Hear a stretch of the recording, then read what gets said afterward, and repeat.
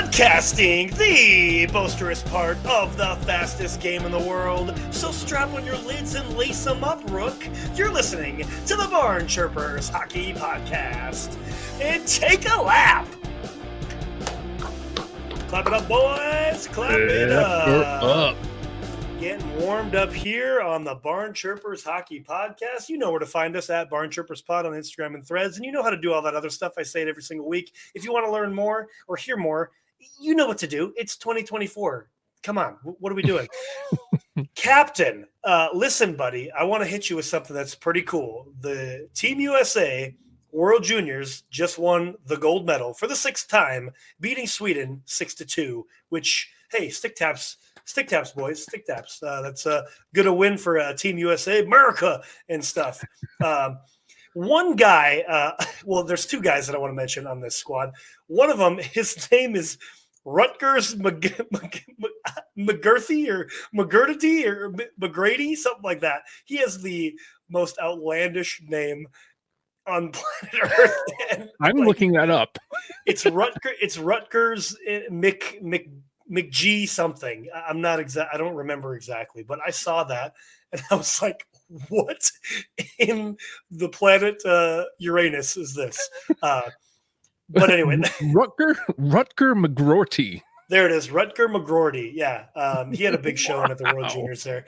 And listen, I'm not speaking for you, but we don't really follow the World Juniors too much. I mean, there are a lot of prospects from, a lot of guys that were drafted or about to get drafted. So it's a cool thing, but we don't necessarily follow it. But what's interesting about this is our little warm-up lap segment. And hey, just real pause. If you're listening, we hope that you are. We're going to get to a little who's hot, who's not in our first segment. Second segment, we're going to talk about the PWHL, which you can't wait to talk about, and then some other stuff. But anyway, getting back to this little warm-up lap. One prospect, a Philadelphia Flyers prospect who was drafted last year, one Cutter Gauthier, was also involved in the World Juniors, had a pretty good showing. Turns out he's like, you know what? I don't want to play for Philadelphia. I don't want to be here. I don't want to, allegedly, I don't want to be here because of the rookie GM and the coaching style. So, Philadelphia, okay. You don't want to be a Flyer kid? You can get the out of here. Bye. See you later. But I guess what has come out, Frank Saravalli, who's a NHL insider of Daily Faceoff, he said that both John LeClair and Danny Briere and Keith Jones, all part of the Flyers organization, went and tried to talk to Cutter because they heard the rumblings that he didn't want to be there. Cutter allegedly didn't even want to take a meeting with any of those guys. Allegedly. So to wrap this kind of whole thing up, like, how in the world, as a prospect who hasn't done anything in the league, how do you think that you have this type of swagger to tell an organization, I don't want to play here? And hey, I'll say this, sure, that's his right to do. He hasn't signed. So like, okay, cool. But those are some big cojones, brother. Those are some real big cojones to say, I don't want to play here. I got a lot of problems with this. I mean, number one, to hammer your point home, you've done nothing yet. Nothing. You have not been on the ice yet. And I mean, I've had a lot of talks with Corey over the years. Well, I say over the years, but like, relatively recently, where he's like, this kid Cutter, like he's, not the savior of the franchise, but especially going into this season where they thought they were going to be garbage. They had a lot of hope from him, and I don't he basically could have had the keys to the kingdom. he really could have. And they're ahead of schedule, maybe to their own detriment. We've talked about that ad nauseum. They're ahead of schedule.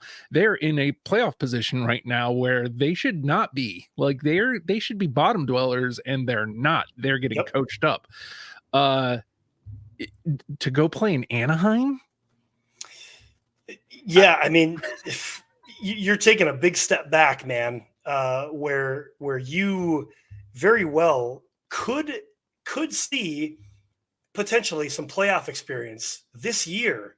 If the Flyers make a deep run, you could see some playoff experience on a team that, again, we've said, you already mentioned it, that isn't supposed to be there. And now, so as you mentioned, the trade was made to Anaheim. So Gauthier is a forward, but the Flyers get Jamie Drysdale, who is a right shot defenseman, which I guess is what they really, really needed, and a 2025 second round pick, and send Cutter to Anaheim. So, like you mentioned, you're going from potentially seeing playoff time this year to a team that this is kind of burying the lead a little bit for our who's not segment, but a team that's not going to make the playoffs. They're going to be bottom dwellers this year. Yeah, and there are pieces in Anaheim. Sure, Zegras still hasn't been like what he could be. Carlson hasn't seen like a ton of minutes. Minchikov, like they have a fine young club there that has good veteran pieces in place that have made them more competitive than they should be a lot of the times this year. But you're looking at years before Anaheim is playoff ready. Whereas if Philly gets into the playoffs this year, their window is just opening up. I mean, depends on how they can pull in young talent, but but I mean, it may only be a short window, but to your point, he could see playoff time this year if he made the club, and it's possible that the window is open for 2 years, that they're a playoff team. That it other than it being Anaheim, other than, living in California with other, big prospects, I don't see the advantage for Cutter Gauthier. I don't like this. Again, and I just, it just comes off very entitled to me, which, hey, he's a young kid, so it kind of tracks. But you've already established now that you have essentially a bad reputation. So you better be really good on the ice, because if you're not, your NHL career is going to be really, really short, kid, like for real, because nobody's going to want to sign you with that kind of attitude. You know what I mean? So, we did get a quote from Corey. I am going to not say the expletive in his comment, but Corey says, and I quote, "But if Gauthier doesn't want to be a Flyer, expletive deleted, he can take his pretty butt to Anaheim. The vibe's been off between him and the team anyway, so it makes sense to get value in return. We could definitely use Drysdale, but now you have to hope that everything works out with Michkov." End quote. And I mean, that's essentially what Danny Briere and Keith Jones also said about the whole thing, is like, you don't want to be a Flyer? Okay, double birds, bro. We'll get something for you. Because again, as Corey mentioned, and as we said too, his trade value is the highest that it could possibly be right now, coming off the World Juniors and having a good showing. So, I mean, it's really weird for me to say this, wearing my Stanley Cup champions shirt from 2018 and being a Caps fan and everything we know about me in Philadelphia. But I hope that Drysdale works out really well in Philly, and they continue to do well this year, which is really weird for me to say, but just to kind of shove it in this kid's face, because he definitely needs a reality check, I think.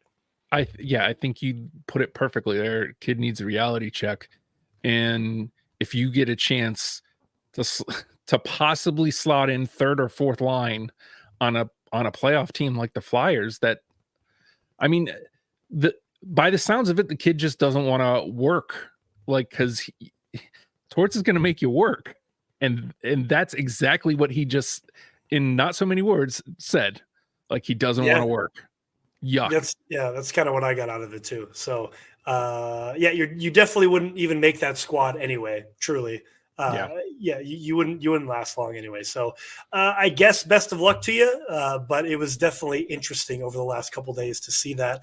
And just to close up this opening segment here on this whole trade and Cutter Gauthier, it happened really quick. And this is what again Keith Jones and Danny Briere talked about. Is like, thankfully, it was kind of kept in a sense under wraps, where it didn't get out until like the trade already happened, because they did get some return for this kid.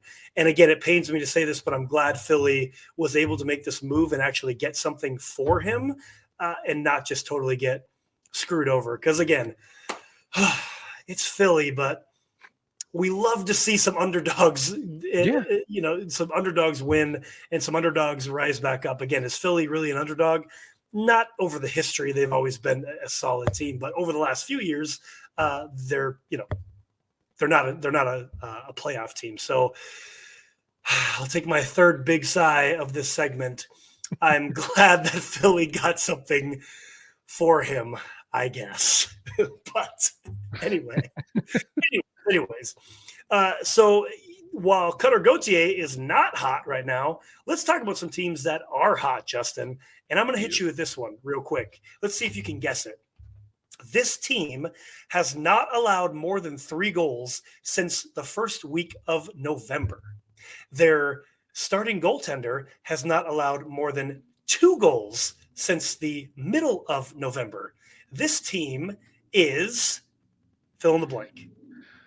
Well, I'm going to go with my gut here because they're the number 1 team in hockey. So, like, I didn't know these stats, but I'm taking a complete wild shot. The Winnipeg Jets. Ding, ding, ding, Justin. The Winnipeg Jets, like you said, not only are the top of the league right now, not only in points. Well, actually, I guess technically, yeah. They're a 4-point lead on everybody right now. Or I'm sorry, belay my last. They are the top team, though, with 58 points in the league and a .725 win percentage. So they're leading the league in points and in win percentage. And those stats, like I just said. So Hellebuck is having a Vezina caliber season, possibly his best career year yet. And again, that stat that I said, not allowing more than 2 goals since the middle of November. So that was the beginning of the season. Winnipeg now is 40 games into the season. So most of this season, he has had less than 2 goals allowed, essentially. And Winnipeg, their guys that are scoring are not named Kyle Connor because he's out. So They're getting depth scoring, they're getting goaltending, and also their backup there, Laurent Brosson, is doing pretty well too. So the Winnipeg Jets, we've said this a couple times over the last couple weeks, but the Winnipeg Jets are hot, and we did not see this coming. No, and it's a beautiful look, man. Like if anybody's learned anything from this pod is number 1, we actually love being wrong. There's nothing more I love than being wrong, especially about a club. And so when a team like Winnipeg gets the deals done at the beginning of the year, Scheifele and Hellebuck, it changes things.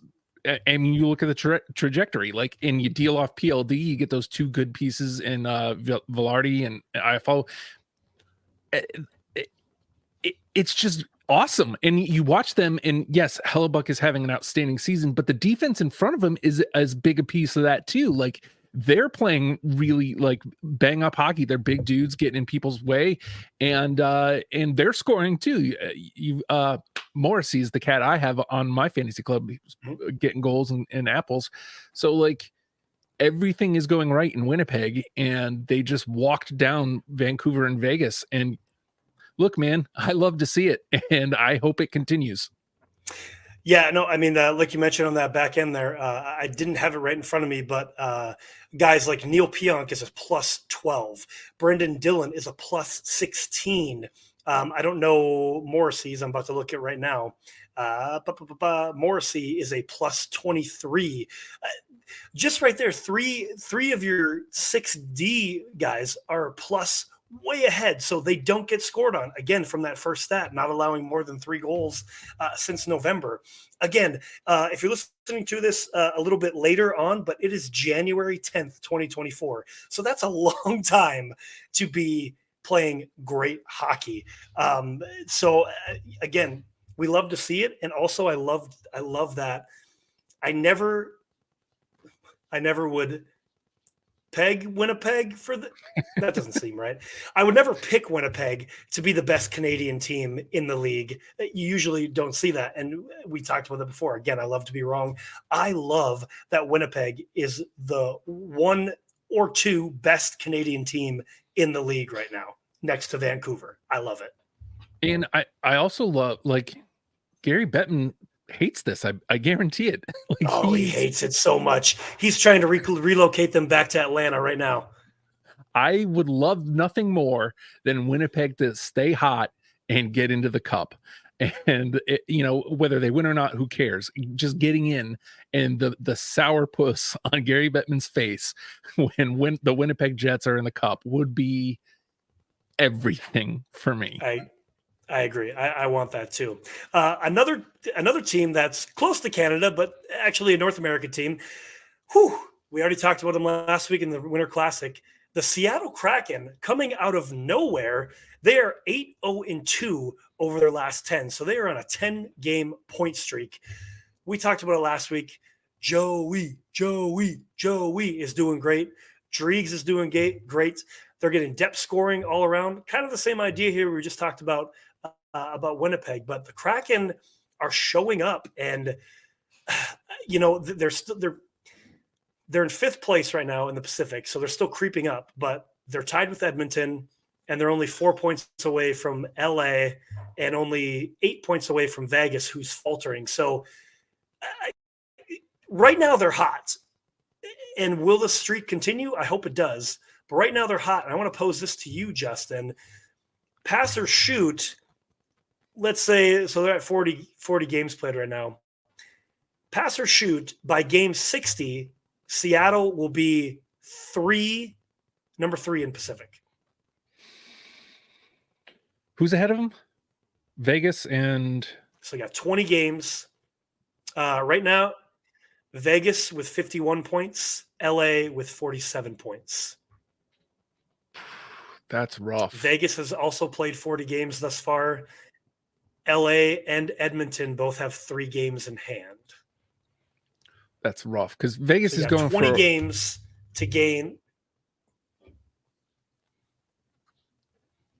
20 games to gain 2 spots. Vegas is going through a rough patch, but how long does that last? LA has settled, but again, how long does that? Well, maybe LA is what they thought. Maybe LA is just settling to what we thought they were. I have to go with my gut here because my gut at the beginning of the season was Seattle was going to be better, and they're finally showing it. So I'm gonna shoot on that. I'm gonna shoot that they run down Los Angeles and Vegas and jump to third place. I feel like it's risky business because of those two teams, but you got to ride the hot hand. And again, they're playing well, and maybe they're just now getting to the point to where we thought they were at the beginning of the season. So we'll see. Yeah, I do want to be contrarian for show content, but I have to give the homer pick here. I'm going to shoot on that too. I think while, being, not having any regulation losses, that's really not sustainable unless you're the Boston Bruins of last year, and we already know what happened there.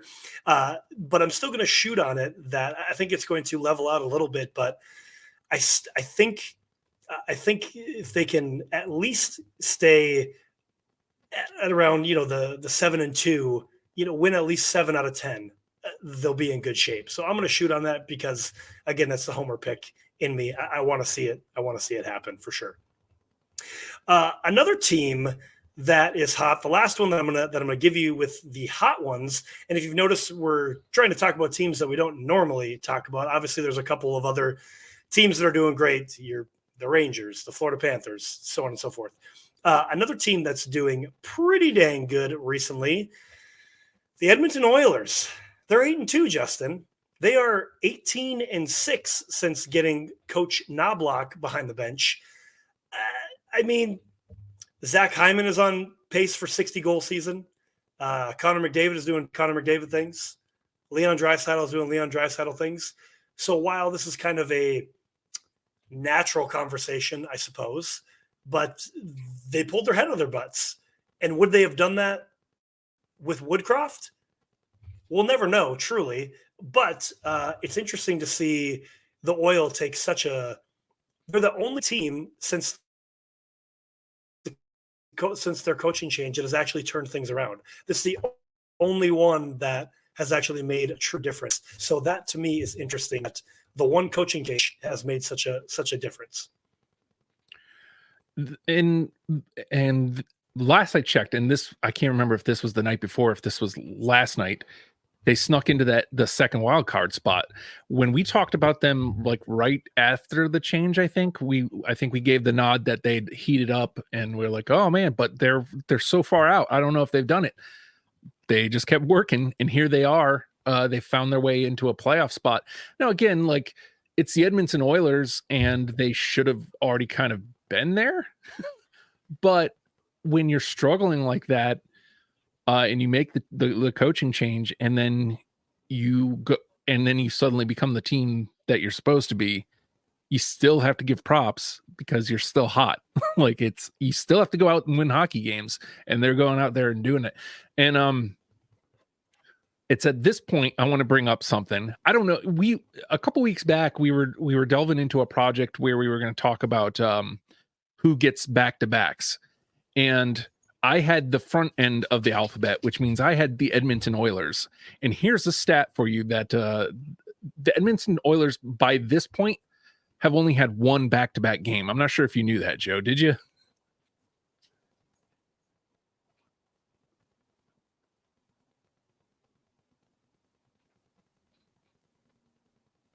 That's crazy. And schedule, again, schedule matters. You're not tired. You don't just play a big game. So yeah, that's we kind of sort of tabled that project for now, but it'd be interesting to see when like that catches up, if that catches up for them, if they have a month where they have a ton of back-to-backs. I kind of did the whole season, and well, I think they by far have the least, at least in the half that I did. And that's just shocking because, the Devils have already had like 9 or 10 at this point in the season, just to kind of put it comparatively. But again, like, all you can do is what is in front of you. All you can do is play the games that are in front of you. All you can do is go on ice and try to win hockey games. So I don't put that against them. That's more against the league. But yeah, if you're able to rest, you better win some hockey games. Agreed. So we're going to move on to a couple teams that are not hot, Justin. And of course, we know the ones, generally speaking. The Sharks are not hot, of course. As a matter of fact, fun fact, in only how many games have the Sharks actually played? Hold on one second. The Sharks have played 41 games, and in 41 games, they have gone on 2 10-game losing streaks. They are not hot by any means. So we know that. We know the Blackhawks aren't hot, yet, so on and so forth. First one I want to hit you with, like you mentioned, the Vegas Golden Knights, 3-7 over their last 10. They've been slowly falling, not necessarily falling out of the Pacific. They're still solidly in that second position. But like we just talked about, teams like Edmonton, teams like Seattle, they're slowly creeping their way up, just playing consistent hockey. Vegas just can't seem to get a win right now, it seems. I feel like a lot of that is injuries. And will they come back to the dominant team that they were when they get all their guys healthy?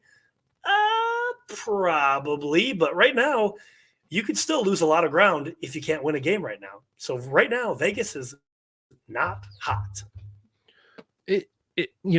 This is a team that made us, and it's also made us very repetitive on this program, but it's made us look stupid a lot already. We only started this show in like March or April, and Vegas made us look dumb a lot. So like, I'm not ready to count them out, but at some point you got to kind of right the ship and win hockey games. Like, going 3-7 for the rest of the way, you might skate in, but how cold are you going in? And you got to have some sort of momentum. Hockey is very much a sport of momentum, and they have none right now. And this includes the big time loss that they just took on at the Winter Classic. Yeah, I mean, Aiden Health. I just got a notification. Aiden Hill's healthy. Oh, okay. That's good. Oh, we must be on a delay.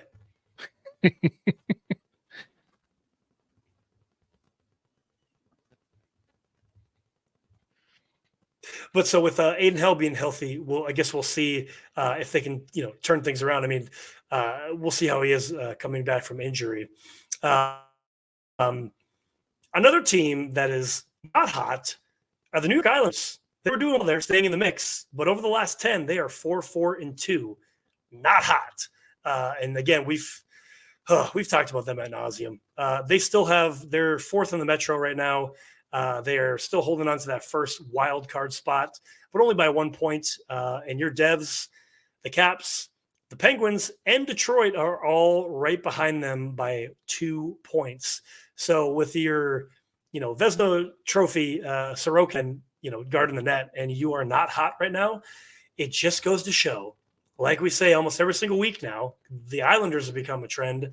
You got to make a move and get a better team on the ice because you're not hot.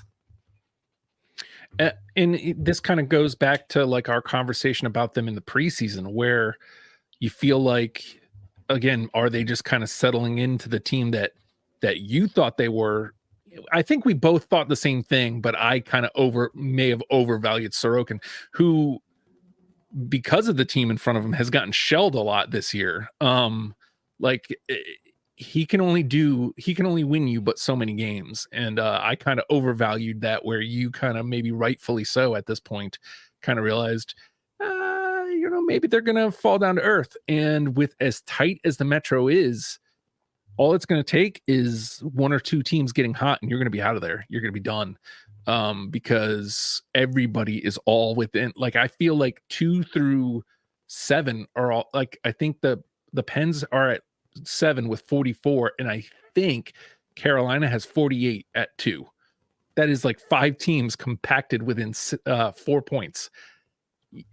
If you go 4-4-2 the rest of the year, you're out. I mean, if one of those 5 teams gets hot, you're done. And that, like you said, they got to make a move, and they really should be doing it now, not waiting till the deadline. Agreed. So I'm going to hit you with this, Justin. I'm going to name off a couple of teams, and this is essentially which one of these teams, or you could pick a couple of these teams, are completely out. There's no chance that they're making the playoffs. Okay. So I'm going to give you these ones: Tampa Bay Lightning, Detroit Red Wings, St. Louis Blues, Calgary Flames. Which or all of those teams are you strongly say they're done? I feel like of those 4, it's the Flames. Detroit is right there. Like, it's hard because they've been very flaky this year, but I'm not willing to give up on them yet. Calgary's shown me nothing. I mean, you had the little bit of spark from Huberdeau last week, but like they've been pretty lifeless all year, and I just don't see that turning around for them. Unfortunately, if you're a Flames fan, especially, but I think out of those 4, I can safely say Calgary is probably out. Especially with like a team like Seattle coming on hot. Like, they were way out of it. Edmonton's come on. It's likely going to be Calgary.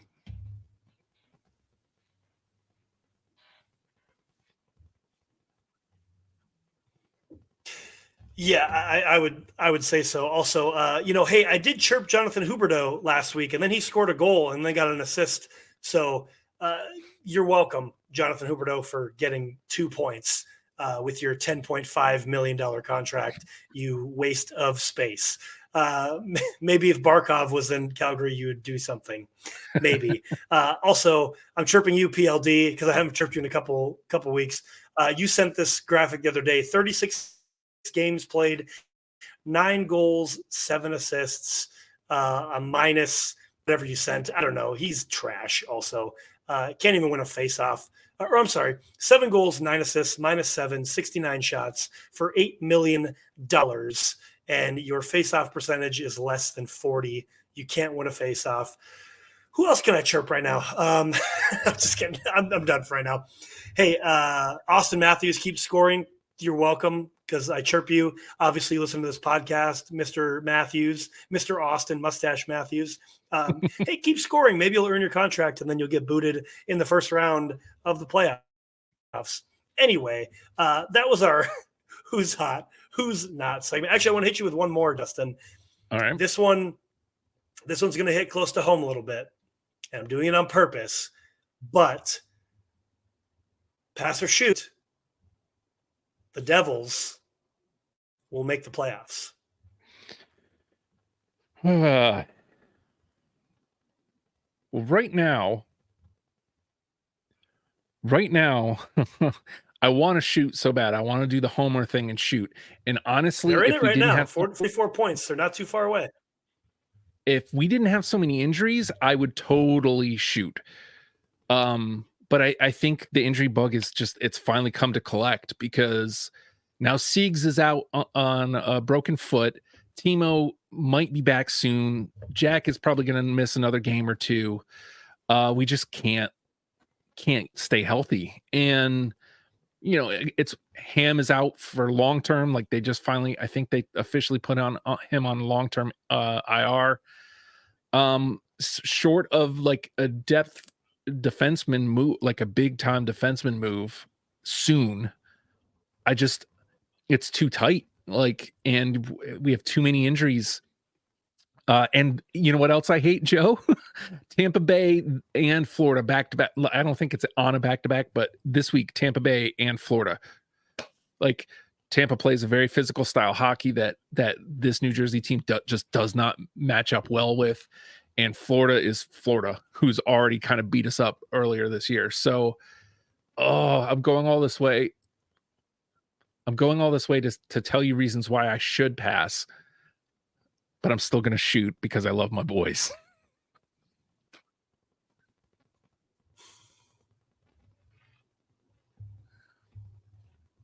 Yeah, exactly. Well, it's okay. I'll go ahead. Clearly, my chirping works to the like where they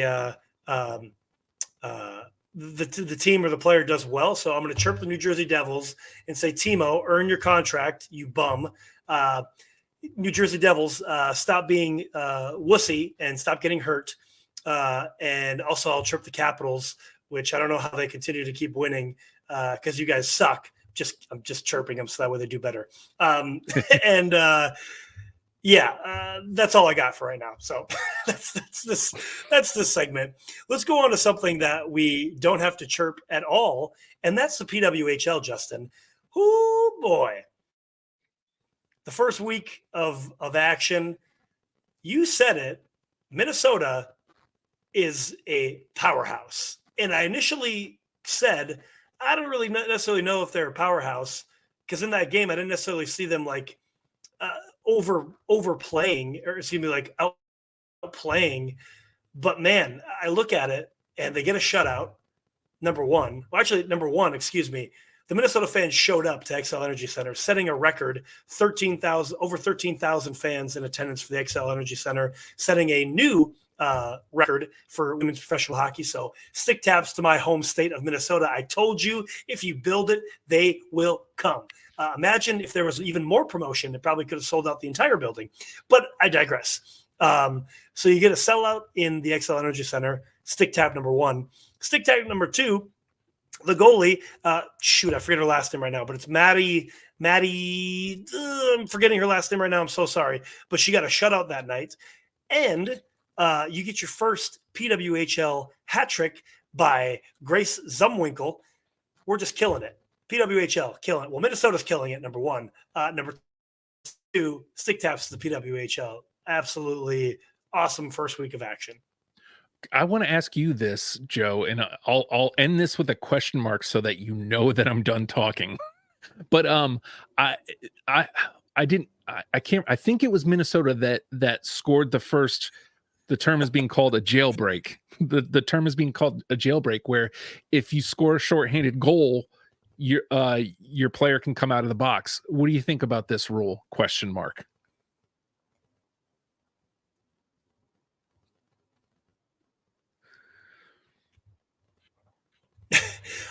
Yeah, I think it's a great. It kind of gives something different for the PWHL, right? It gives another reason to tune in. I mean, honestly, excuse me, the jailbreak rule, I think is a great rule. Like if you actually you're working and you score a goal, you're not just icing the puck, to kill the time.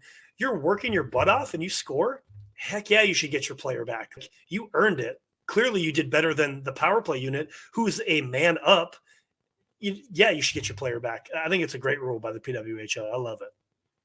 Beautiful. Period. But I had another, I've seen most of the, I mean, unfortunately, they had a game in Boston that got postponed, I think Monday night because of weather, but I've been in the chat for most of the games. I think all of the games, for some portion of every game so far. And it is a blast, and it's nothing but, it's mostly positivity. I mean, there's a few people who are asking the same dumb questions, but like, I love the fact that this league is doing really well. I'd love to see some growth. But if you're listening to this and you're in the chat, stop asking about expansion teams. I'm excited too, and I want to see expansion teams, but let's see these 6 continue to succeed first.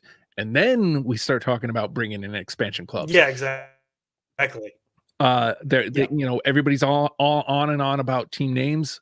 Look, man, we've talked about this before. I get it, but let them proceed. They kind of threw this thing together in, apparently 4 months, but let's get everything set in and bring the community in. Let's not worry about that. Let's just enjoy what they have. I mean, in the meantime, it is keeping me from buying merch. You're losing out on a chance to get money from me. That sucks, but I'm getting to know all the clubs and I'm getting to know each club's kind of personality. So, and again, right now I'm still leaning towards Ottawa. I really like the way Ottawa plays. Question or period. Yeah, no, I get that. Yeah, we'll just do a 10-4 there. I agree. Like I'm kind of dropping it. I'm fine with just the names right now. I'm fine with it.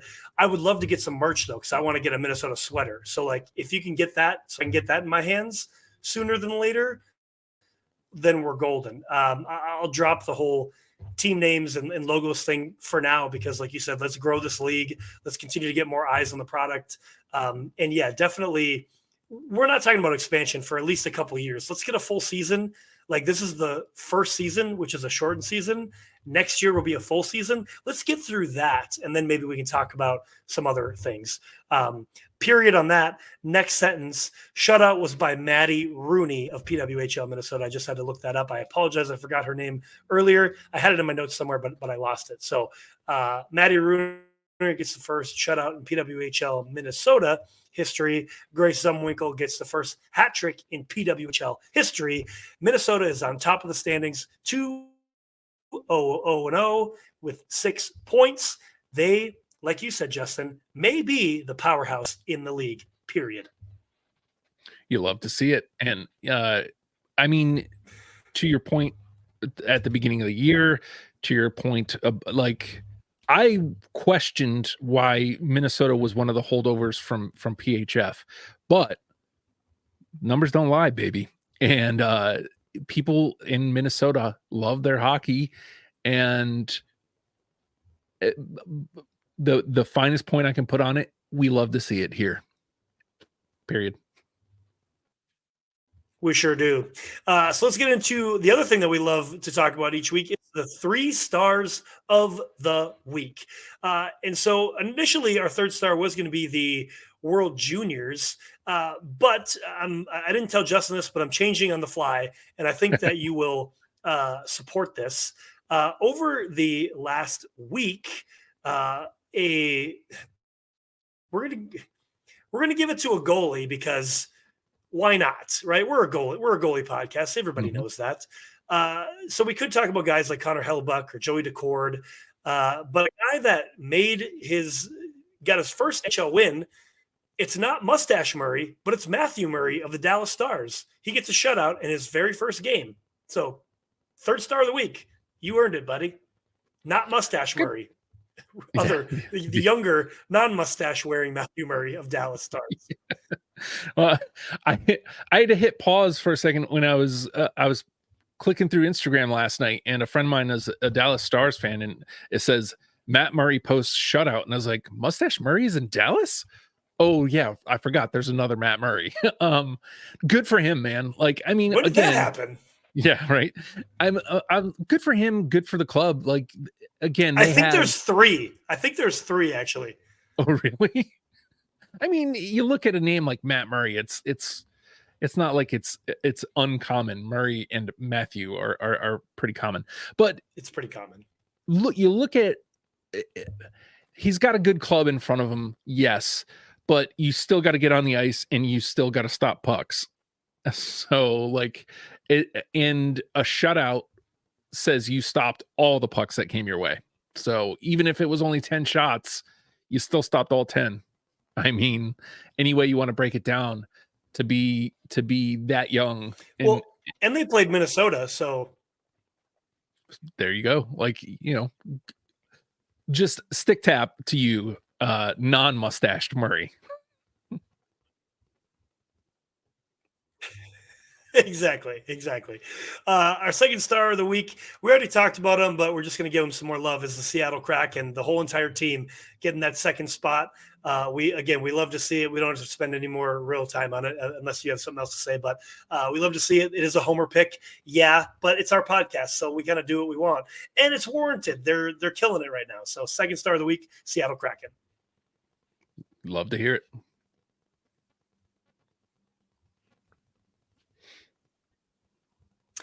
And our first star of the week, definitely number one, is the PWHL in general. 1A, PWHL Minnesota, for being such a workhorse powerhouse squad. 1B, I guess I'm on now, Grace Zumwinkle for that first ever hat trick. And am I on 1C or 1D? It doesn't matter. But the fans in Minnesota showing up, making that record of indoor women's hockey, 13,316. I'm so proud to be from Minnesota. As I said, build it and they will come. Minnesota loves our hockey, and go to the entire PWHL league. First star of the week. And that's two weeks running. They've been in the, and numbers wise, it's going to be hard for them to compete, because at most they're going to only have 2 games at a time. But when you watch the PWHL, and again, watch it on their YouTube, it's a blast. It's fun, and it's a really good brand of hockey, and it's yes, it really is anything you could want out of a hockey game. Like, I mean, unless you're one of those guys that like just absolutely needs fighting. I don't need fighting. I like a little scrap. I like some physicality. You get scrap, you get physicality in the PWHL. It's really a good brand of hockey. So get out there and watch it.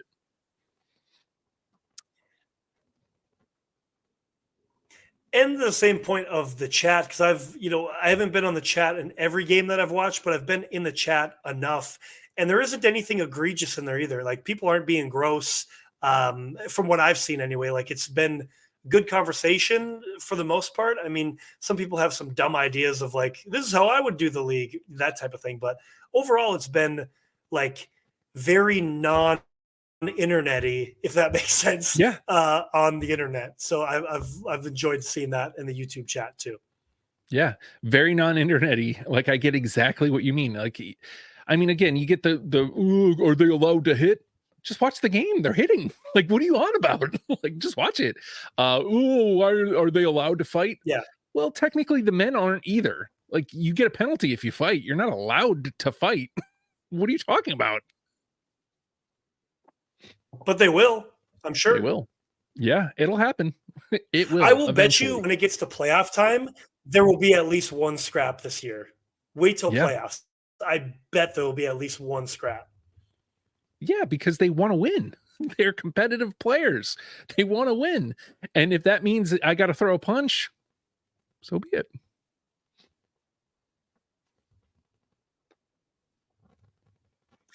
Well, also in the expansion league, the first ever, like, they all play like they have a chip on their shoulder. So like they're essentially in a way out for blood. Like they might be friends, and they've said this on the commentary too. Like a lot of them are friends off the ice, but when they're on the ice, like it's game time, and they show that. So again, first star of the week, PWHL in general. Make sure you catch a game. You can watch them for free on YouTube. They usually play Tuesday, Thursday, Saturday from the schedule that I've seen. There might be some other days there too, but stay tuned. It's PWHL on Instagram. We're shouting them out, even though they're not sponsoring us, but we want to see the league grow. Period. End of sentence. We are on a little bit of a delay, which is a bummer. Yeah, and I guess are. So I'm going to say this: we're going to pull the goalie. We're going to pull the goalie here. A couple of.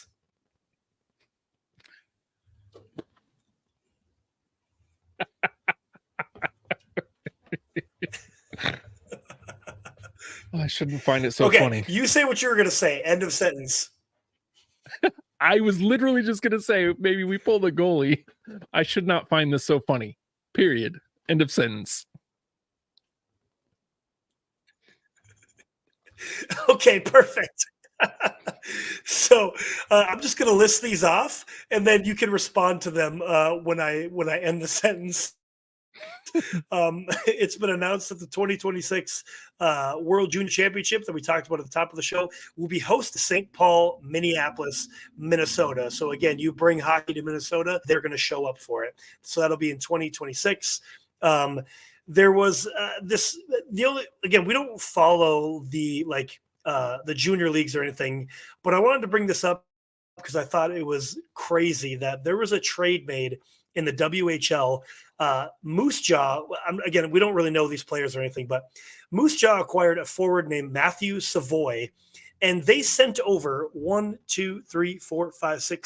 picks to Wenatchee. So apparently Matthew Savoy is a really great player. I can't wait to see him in the NHL, but literally Wenatchee acquired like a whole entire squad for this one player. So that's interesting as well. And then the last thing that I want to throw out there is Willie Nylander signed his contract for the Toronto Maple Leafs. Oh boy, he sure got his bag of money. $11.25 million. And I just have to say, way to go, William Nylander, for getting your bag. Congratulations to the Toronto Maple Leafs locking up another forward for over $10 million. He does at least show up during the season and in the postseason. But I will say this right here. You will never win a Stanley Cup with these four guys: Nylander, Tavares, Matthews, and Marner. It's never going to happen. You will never win a Stanley Cup. Good luck filling up a team that can actually win when your forwards make up more than half of your salary cap. Period. You can respond now. Period. They need defense bad. I mean, they have defenders like that should be good. They need goaltending bad, although Marty Jones has kind of shown up a little bit for them. But I picked up Marty in fantasy, and like he was on like a 4-game tear where he's like only giving up one goal per, and I was thinking about keeping him, and I looked at who he played, and it's like, oh, he's played nobody. So no wonder. And then I looked at the stretch coming up, and I'm like, oh, well, we'll see what really happens with him. I'm not willing to take the risk, but they have no defense in front of them. We'll see what's up with Martin Jones, and if Wall ever comes back, what is the deal with Toronto for real? But to good Lord, at least almost 50 mil locked up in 4 forwards. Who else can you get? Who else is out there? Yep. Like, it's going to be bargain basement D-men, and you're going to have to like try to outscore everybody 6-7 goals and hope that Martin Jones can just hold on for dear life.